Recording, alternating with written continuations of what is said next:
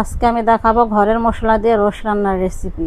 আমি চুলার মধ্যে কড়াই বসিয়ে তেল দিয়ে পেঁয়াজটা ভেজে নেব। পেঁয়াজটা বেরেস্তা করে তুলে রাখবো। আর আমি মুরগিগুলিকে কেটে ধুয়ে লেবু রস আর লবণ মাখিয়ে নিয়েছিলাম।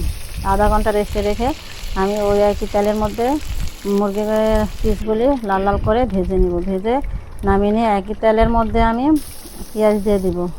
পেঁয়াজটা ভেজে আমি আবার পেঁয়াজ বাটা দিয়ে দিব। পেঁয়াজ বাটা আদা রসুন বাটা দিয়ে এটাতে ভালোভাবে ভাজবো, গন্ধ যে না থাকে। আদা রসুন ভাজা হয়ে গেলে আমি বাদাম বাটা আর টমেটো বাটা দিয়ে আবার এটাকে কষাবো ভালোভাবে। কষিয়ে আমি পরিমাণ মতো লবণ, মরিচের ফাঁকি, ধনিয়া ফাঁকি, জিরা ফাঁকি, মশলা দিয়ে মশলা ফাঁকি ছিল, মশলা ফাঁকি দিয়ে এটা ভালোভাবে কষিয়ে নেব। কষিয়ে আমি পরিমাণ মতো পানি দিয়ে দিব। ফোটানো পানি দিয়ে আমি মাংসগুলিকে ঢেলে দেব। ঢেলে আমি একটু নাড়াচাড়া করে কিছুক্ষণ রান্না করে নেব।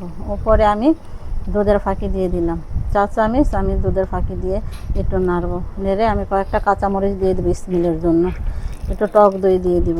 টক দই দিয়ে একটু ঘি দিয়ে নাড়বো। যদি আমার ভিডিওটা ভালো লাগে লাইক কমেন্ট শেয়ার করে দিবেন, বন্ধুদের মাঝে শেয়ার করে দিবেন। আর যদি আপনাদের কাজে লাগে তাহলে সেভ করে রাখবেন। আমি উপরে পেঁয়াজ বেরেস্তা দিয়ে একটু ঢাকনা দিয়ে ঢেকে নিয়েছি। দেখেন কত সহজে আমি রোস্ট রান্না করে নিয়েছি। ছোট ছোট করে আমি রোস্ট রান্না করলাম। কালারটা সুন্দর হয়েছে।